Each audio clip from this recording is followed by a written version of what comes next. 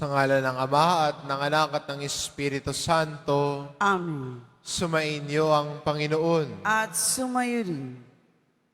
Mga kapatid, aminin natin ang ating mga kasalanan upang marapat tayong gumanap sa banal na pagdiriwang.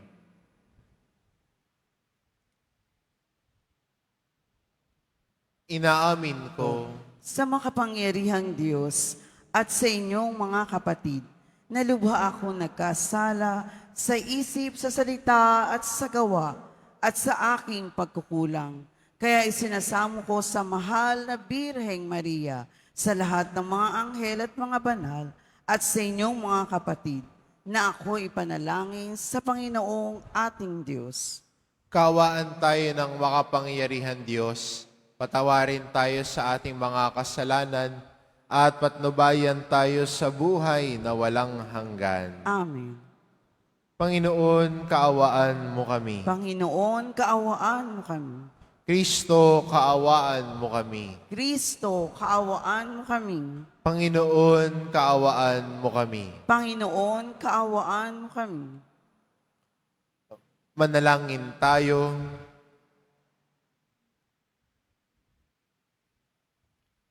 Ama naming makapangyarihan, niloob mong maitatag ang iyong simbahan kay San Pedro na pangunahin sa mga apostol na hinirang.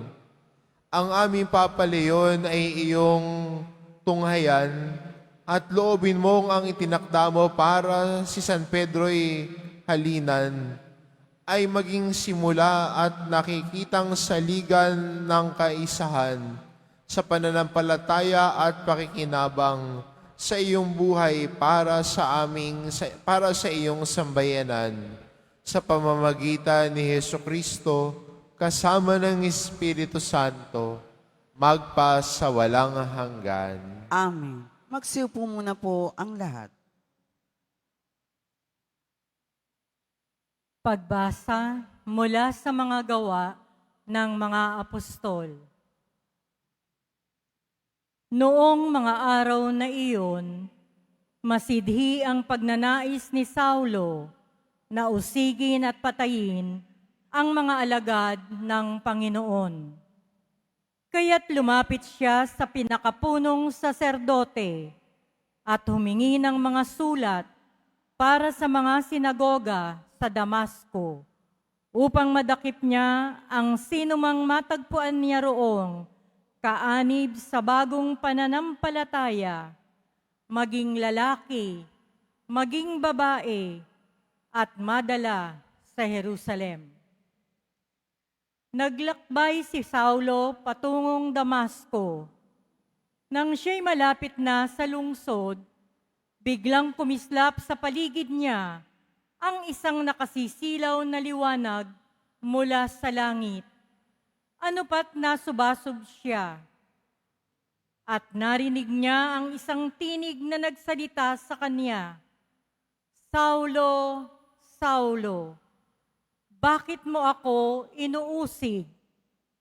Sino po kayo, Panginoon? Tanong niya. Ako'y si Jesus, ang inyong inuusig. Tugon sa kanya. Tumindig ka't pumasok sa lungsod. Sasabihin sa iyo roon kung ano ang dapat mong gawin. Natilihan ang mga kasama ni Saulo. Narinig nila ang tinig, ngunit wala silang nakitang sino man. Tumindig si Saulo at idinilat ang kanyang mata, ngunit hindi siya makakita. Kaya't siya'y inakay nila hanggang sa Damasco. 3 araw na hindi siya nakakita at hindi kumain ni uminom. Sa Damasco naman ay may isang alagad na ang pangalay Ananias. Tinawag siya ng Panginoon sa isang pangitain. Ananias, ano po iyon, Panginoon? Tugon niya.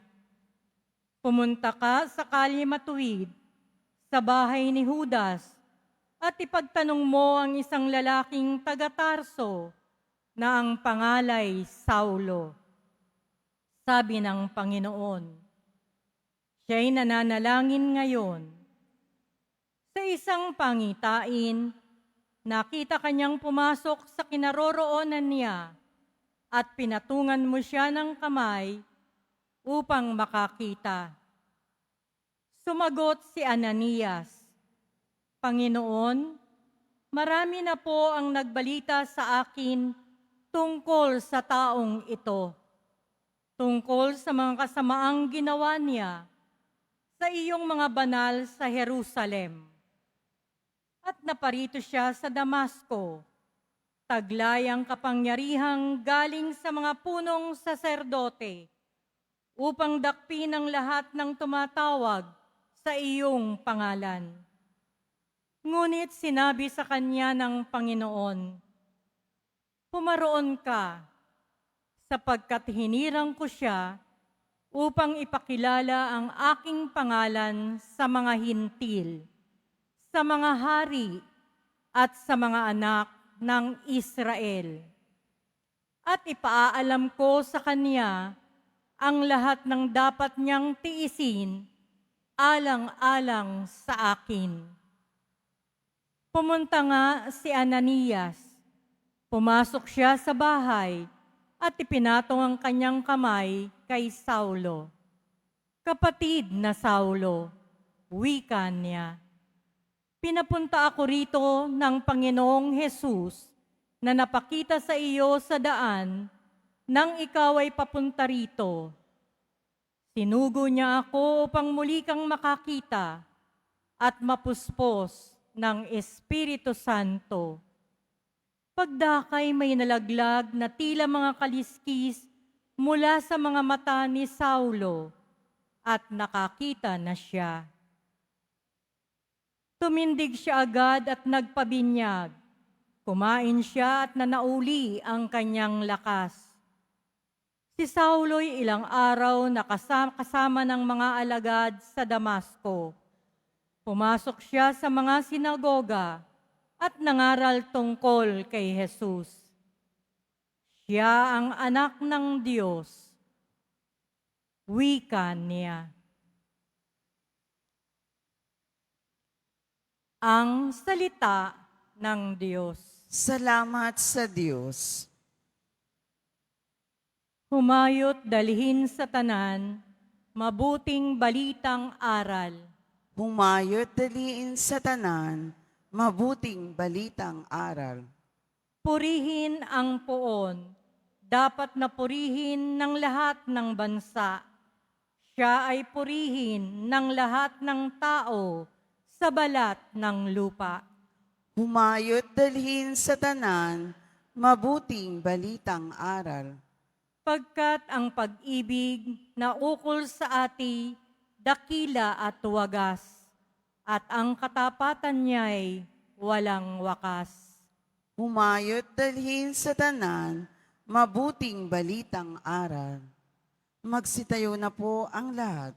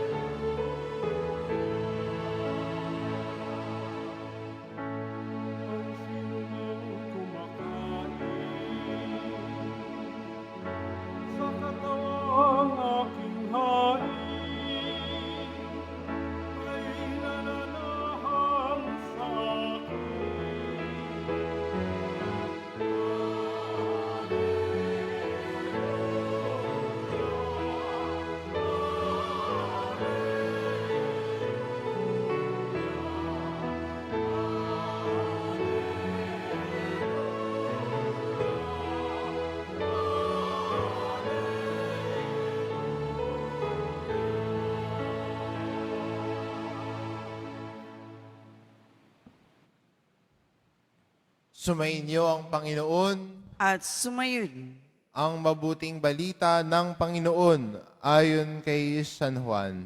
Papuri sa iyo, Panginoon. Noong panahong iyon, nagtatalo-talo ang mga Hudyo.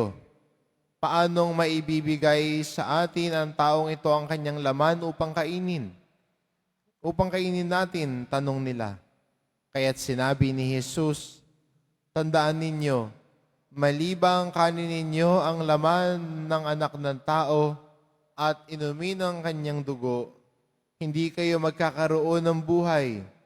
Ang kumakain ng aking laman at umiinom ng aking dugo ay may buhay na walang hanggan at muli ko siyang bubuhayin sa huling araw. Sapagkat ang aking laman ay tunay na pagkain at ang aking dugo ay tunay na inumin. Ang kumakain ng aking laman at umiinom ng aking dugo ay nananahan sa akin at ako sa kanya. Buhay ang amang nagsusugo sa akin at ako'y nabubuhay dahil sa kanya. Gayon naman, ang sino mang kumain sa akin ay mabubuhay dahil sa akin. Itong pagkain bumaba mula sa langit. Ang kumakain nito'y mabubuhay magpakailanman. Hindi ito katulad ng kinain ng inyong mga magulang sa ilang. Namatay sila bagamat kumain niyon. Sinabi ito ni Jesus habang nang siya'y nagtuturo sa sinagoga sa Capernaum. Ang mabuting balita ng Panginoon. Pinupuri ka namin, Panginoong Heso Kristo. Magsiupo muna po ang lahat. Sa misang ito, ito'y Biyernes para sa atin ay araw ng debosyon sa mahal na pong Jesus Nazareno. At ganoon din ang misa natin ay punong-puno din ng pasasalamat sa Diyos. No, dahil kanina hong madaling araw, mga alauna ng umaga, ay puting usok ko ang lumabas sa may andok, hindi yun, sa Sistine Chapel na nangangahulugan ay mayroon na talaga na Santo Papa ang mga kardinal. Kaya kanina siya'y lumabas sa balkonahe ng Basilica ng St. Peter's at ang kanyang pangalan ay Papa Leo ika-14. So Pope Leo the 14th. So, nagpapasalamat tayo sa Diyos sa paggabay sa simbahan. At may kita natin na ang gumagabay sa simbahan ay ang Diyos sa pamamagitan ng inspirasyon ng Espiritu Santo. Kahit sa pagpapasya din, we ask the Holy Spirit to help us. We ask the Holy Spirit to guide us. Kaya ako puno ng pasasalamat dahil sa paghirang ng ating Santo Papa. Sa ating ebanghelyo din, magandang mapansin, si Pablo o si Saulo na naglalakad patungong Damasco para usigin ang mga Kristiyano. Pero nung may matinding ilaw na sumilaw sa kanya at siya'y mabulag, tinanong niya, "Sino po kayo?" May nakita siyang mukha, tinanong niya, "Sino po kayo?" At ang sagot sa kanya, "Ako si Jesus na taga Nazaret, ang iyong inuusig." At mula sa karanasan na yon, ng pakikipagtagpo niya kay Jesus, may mga gumabay sa kanya. At narinig natin sa ating unang pagbasa na si Ananias ay gumabay sa kanya. Hindi lang nagpagaling, kundi tinuruan din siya at pinakilala sino si Jesus. Maganda rin para sa atin bilang mga deboto ay patuloy na pagkilala natin sa poong Nazareno. Sino siya? Ano ang kanyang mga aral at turo?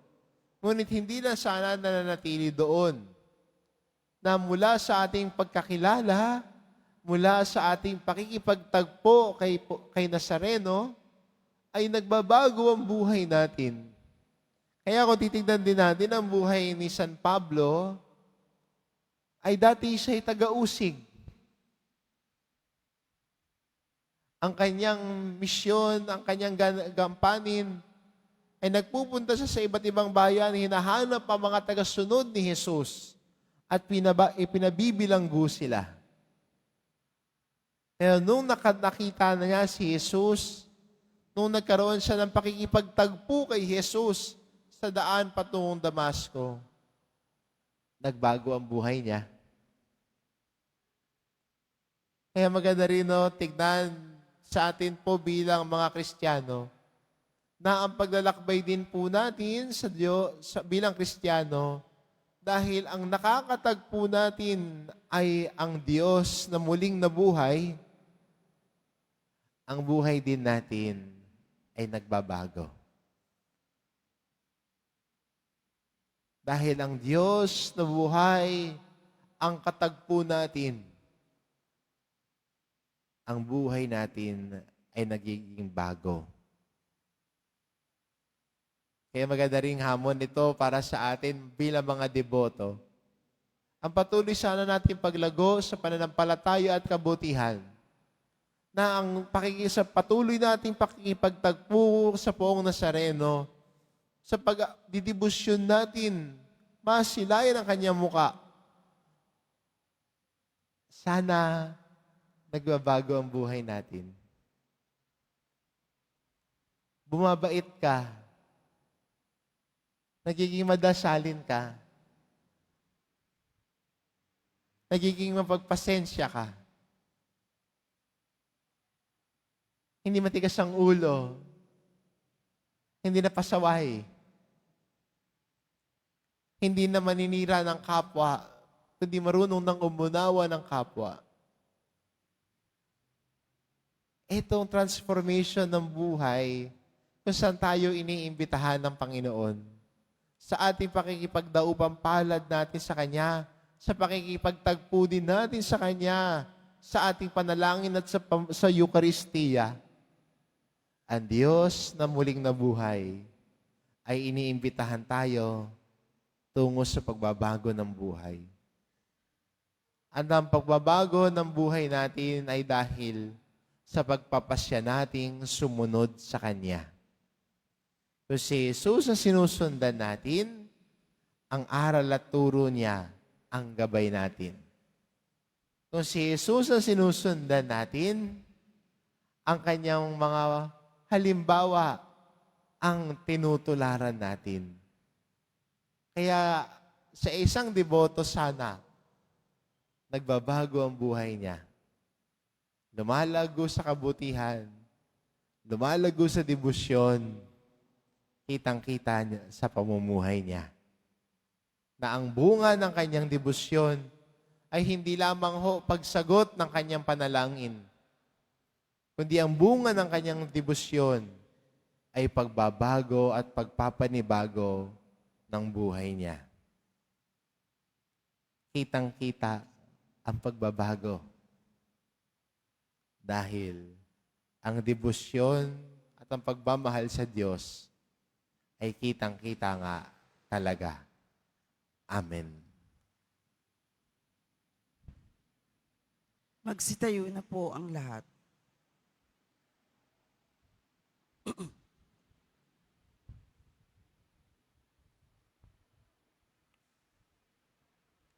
Minamahal ko mga kapatid, ibinigay sa atin ng Ama ang kanyang anak bilang tunay na pagkain at tunay na inumin sa hapag na ito. Hilingin natin sa Kanya ang lahat ng ating mga pangangailangan sa pamamagitan ni Kristo, ang pinagmumulan ng bagong buhay. Ang ating itugon, Ama, panatilihin mo ang aming buhay sa pamamagitan ng Eucharistia. Ama, panatilihin mo ang aming buhay sa pamamagitan ng Eucharistia. Ang simbahan naway lumago sa pagpapahalaga sa Eucharistia bilang tinapay ng buhay sa pamamagitan ng mas mataimtim na pagdiriwang ng banal na misa. Manalangin tayo. Ama, panatilihin mo ang aming buhay sa pamamagitan ng Eukaristiya. Bilang isang pamayanan, naway hindi natin ipagwalang bahala ang ating buhay pananampalataya, bagkos higit na manalig sa Diyos araw-araw kahit sa ating mga kahirapan at pagdurusa. Manalangin tayo. Ama, panatilihin mo ang aming buhay sa pamamagitan ng Eukaristiya.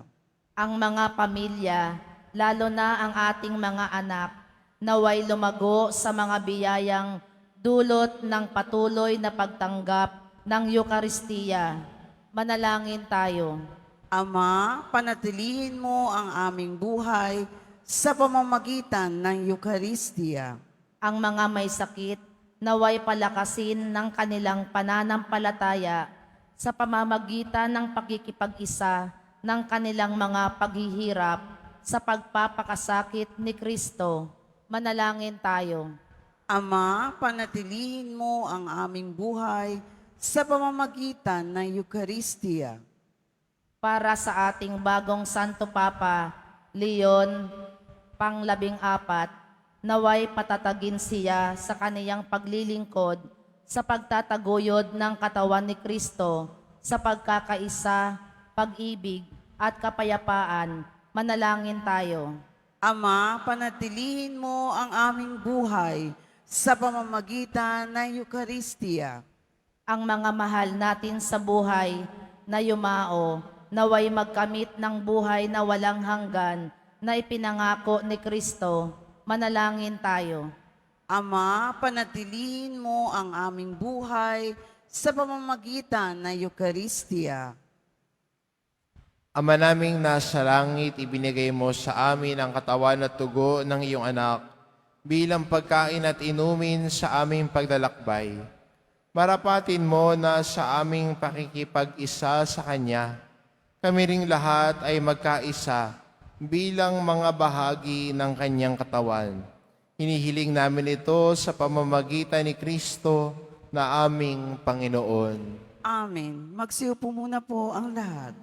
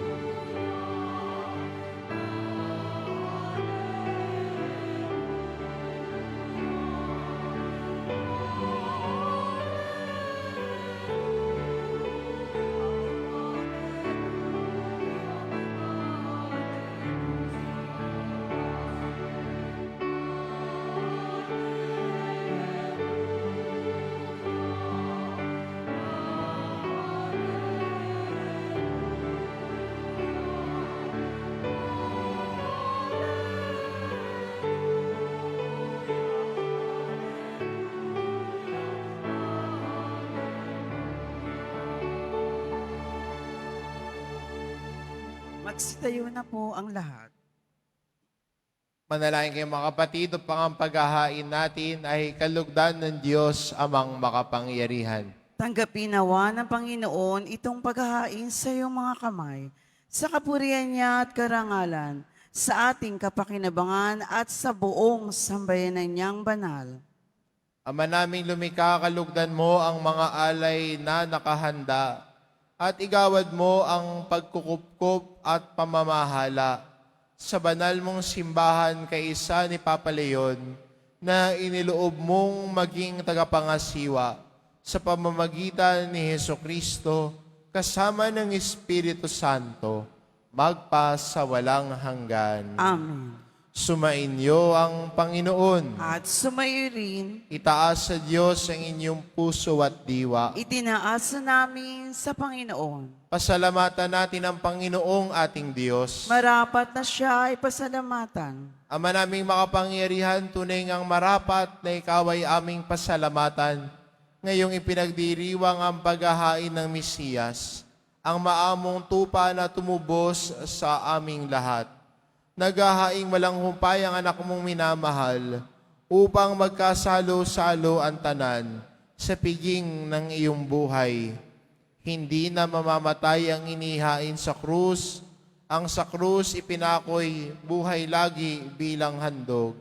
Kaya kaisa ng mga anghel na nagsisiawit ng papuri sa iyo, nang walang humpay sa kalangitan, kami nagbubunyi sa iyong kadakilaan.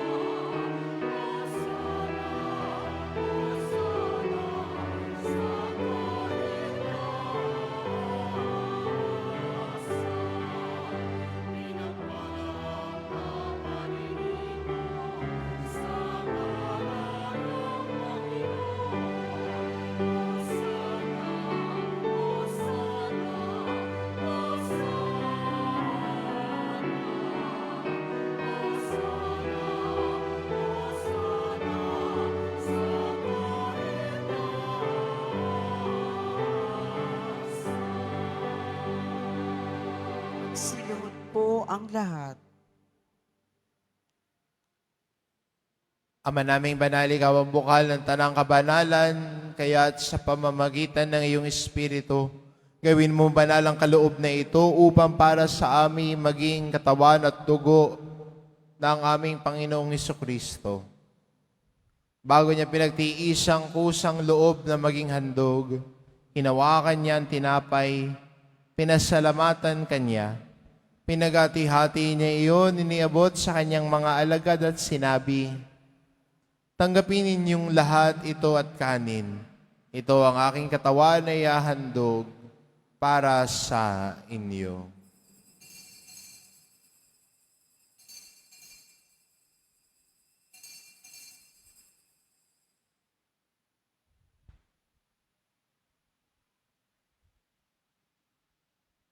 Gayun din naman na matapos ang hapunan, hinawakan niya ang kalis. Muli kanyang pinasalamatan. Iniabot niya ang kalis sa kanyang mga alagad at sinabi, tanggapin ninyong lahat ito at inumin ito ang kalis ng aking dugo, ng bago't walang hanggang tipan. Ang aking dugo na ibubuhos para sa inyo at para sa lahat, sa ikapagpapatawad ng mga kasalanan. Gawin ninyo ito sa pag-alala sa akin.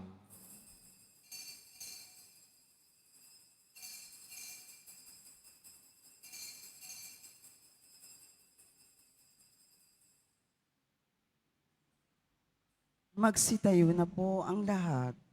Ipagbunyi natin ang misteryo ng pananampalataya. Si Kristo'y namatay, si Kristo'y nabuhay, si Kristo'y babalik sa wakas ng panahon. Ama, ginagawa namin ngayon ang pag-alala sa pagkamatay at muling pagkabuhay ng iyong anak. Kaya't inaalay namin sa iyo tinapay na nagbibigay buhay at ang kalis na nagkakaloob ng kaligtasan. Kami nagpapasalamat dahil kami iyong minarapat na tumayo sa harap mo para maglingkod sa iyo. Sinasamo namin kaming magsasalo-salo sa katawan at dugo ni Kristo ay mabuklod sa pagkakaisa sa pamamagitan ng Espiritu Santo. Ama, lingapin mo ang iyong simbahang laganap sa buong daigdig. Puspusin mo kami sa pag-ibig, kaisa ni Leon na aming Papa at ni Jose na aming Obispo at ng Tanang Kaparian.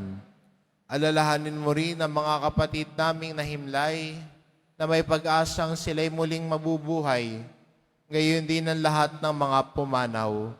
Kaawaan mo sila at patuloyin sa iyong kaliwanagan. Kaawaan mo at pagindapatin kaming lahat na makasalo sa iyong buhay na walang wakas. Kaisa na mahal na Birheng Maria na ina ng Diyos, ng kabiyak ng puso niyang si San Jose, kaisa ng mga apostol at ng lahat ng mga banal na namuhay dito sa daigdig ng kalugod-lugod sa iyo, maipagdiwang nawa namin ang pagpupuri sa ikararangal mo sa pamamagitan ng iyong anak na aming Panginoong Heso Kristo. Sa pamamagitan ni Kristo kasama niya at sa Kanya ang lahat ng parangal at papuri ay sa iyo, Diyos amang makapangyarihan, kasama ng Espiritu Santo, magpa sa walang hanggan.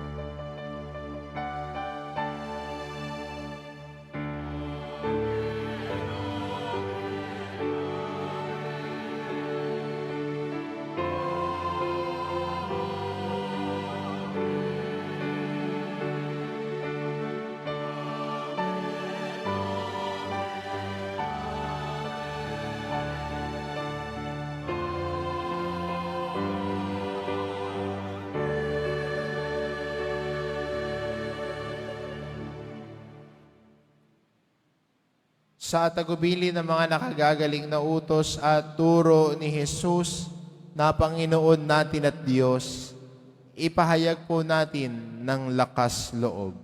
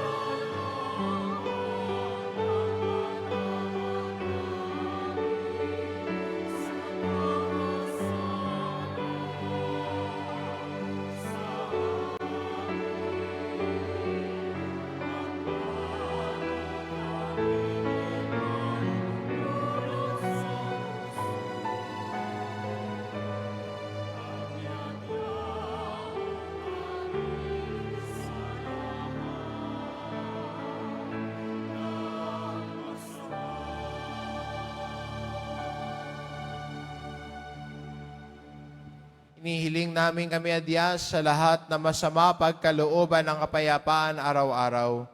Iligtas sa kasalanan at ilayo sa lahat ng kapahamakan. Samantalang aming pinananabikan ng dakilang araw ng pagpapahayag ng tagapagligtas naming si Heso Kristo. Sapagkat iyo ang kaharian at ang kapangyarihan at ang kapurihan magpakailanman. Amen. Panginoong Hesukristo, sinabi mo sa iyong mga apostol, kapayapaan ang iniiwan ko sa inyo, ang aking kapayapaan ang ibinibigay ko sa inyo. Tungayan mo ang aming pananampalataya at huwag ang aming pagkakasala. Pagkalooban mo kami ng kapayapaan at pagkakaisa, ayon sa iyong kalooban, kasama ng Espiritu Santo magpasawalang hanggan. Amen. Ang kapayapaan ng Panginoon ay laging sumainyo. At sumayo rin. Magbigayan kayo ng kapayapaan sa isa't isa.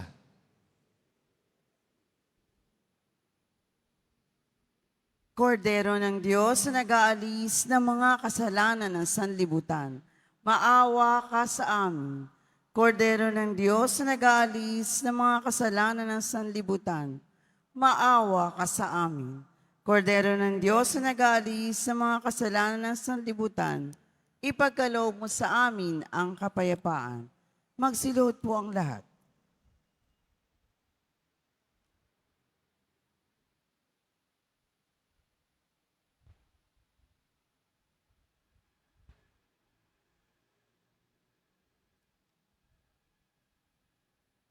Ito ang kordero ng Diyos, ito nag-aalis ng kasalanan ng sanlibutan. Kapalad ang mga inaanyayahan sa kanyang piging. Panginoon, hindi ako karapat-dapat na magpatuloy sa iyo, ngunit sa isang salita mo lamang ay gagaling na ako.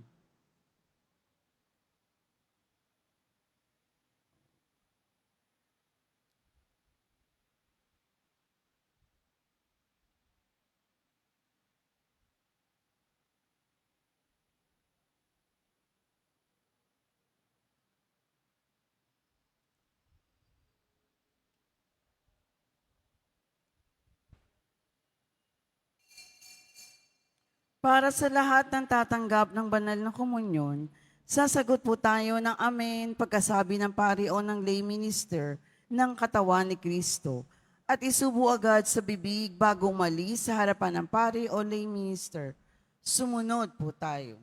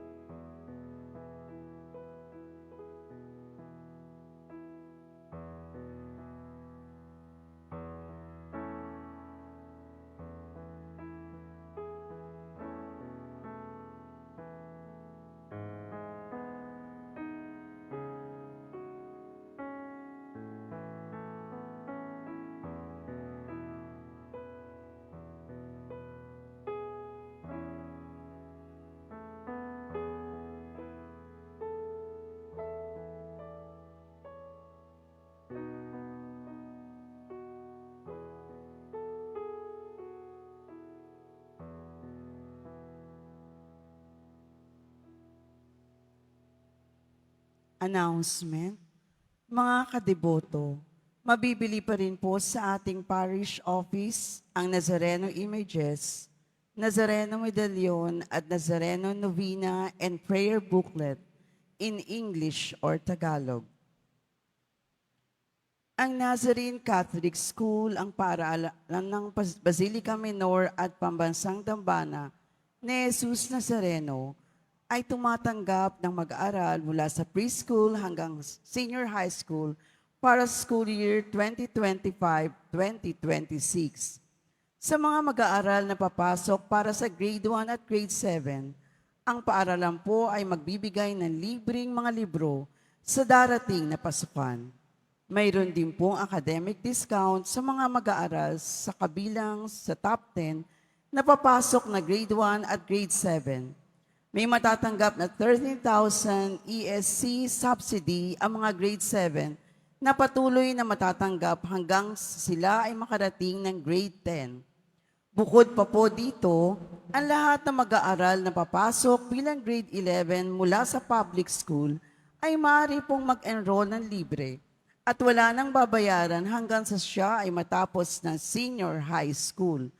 Para sa karagdagang impormasyon, tulong pang-edukasyon, pinansyal, diskwento at mga scholarship, maaari kayong mag-message sa The Nazarene Catholic School Facebook page o tumawag sa mga sumusunod na numero na nakapaskil sa ating LED screens. Pagkatapos ng mga misa, ang pagwiwisik po ng banal na tubig ay magaganap sa labas ng ating simbahan. Pinakikiusapan ang lahat na ang tanging labasan o exit ay sa Quezon Boulevard o sa Plaza San Juan lamang. Iwasan po natin ang magtulakan. Sumunod po tayo. Maraming salamat po sa inyong pagdalaw at pagsisimba sa Basilica Minor at Pambansang Dambana ni Jesus Nazareno. Magsiluhod po ang lahat.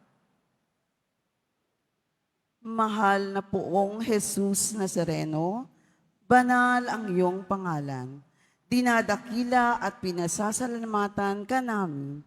Nagpakababa ka at sumunod sa kalooban ng Ama. Pinasan mo ang krus at nag-alay ng buhay para sa aming kaligtasan. Tanggapin mo ang aming dasal at sakripisyo. Itulot mo na kaming sumasamo ng buong katapatan at pagmamahal, magbahagi ng mabuting balita, magsisi at itakwil ang kasalanan at masama, at maghatid ng awa at kapayapaan sa aming kapwa. Ipinagkakatiwala namin sa iyo ang lahat-lahat sa amin. Ipinapanalangin namin ang mga nangangailangan ng iyong tulong. Ipinapaubayan namin sa iyo ang aming mga kahilingan.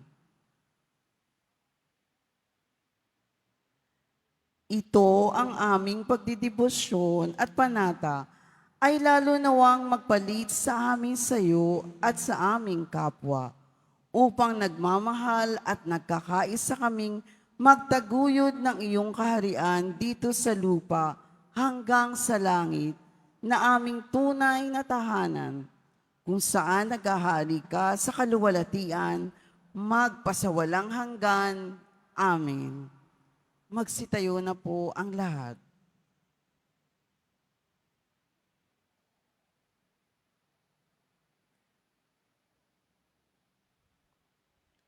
Manalangin tayo. Ama namin mapagmahal, kaming minabuti mong tumanggap ng banal na pakikinabang ay dumadalangin pagtibayin mo sa pagkakaisa at pagmamahal. Pakundangan sa aming pinagsaluhan at lagi mong ipagtanggol at ipagsanggalang ang lingkod mong si Papa Leon, ang tagapangasiwang iyong pinagkatiwalaan, kaisa ng simbahang inahabilin mo sa kanyang pananagutan sa pamamagitan ni Hesukristo kasama ng Espiritu Santo magpa sa walang hanggan. Amen. Sumainyo ang Panginoon. At sumayo rin. Mahal na pong Jesus Nazareno, Inihayag mo sa pamamagitan ng krus ang walang maliw na pag-ibig ng Diyos sa sangkatauhan. Pakinggan mo ang mga kahilingan lalo na para sa mga nangangailangan ng iyong tulong at awa. Makamtanawa namin ang iyong kasagutan na may utang na loob na tinatanaw. Basbasan din po ninyo itong mga imahin at dasalan upang lalo kaming manalangin at magtiwala. Sa pamamagitan ng bendisyon na ito, naway lalo kaming maging mapaglingkod, masunuri na tapat sa iyo na aming maluwalhating Panginoon, magpa sa walang hanggan. Amen. At pagpalain kayo ng ating mapagmahal na Diyos, ang Ama at ang Anak at ng Espiritu Santo. Amen. Umayo kayo, taglay ang kapayapaan ng poong Jesus Nazareno. Salamat sa Diyos.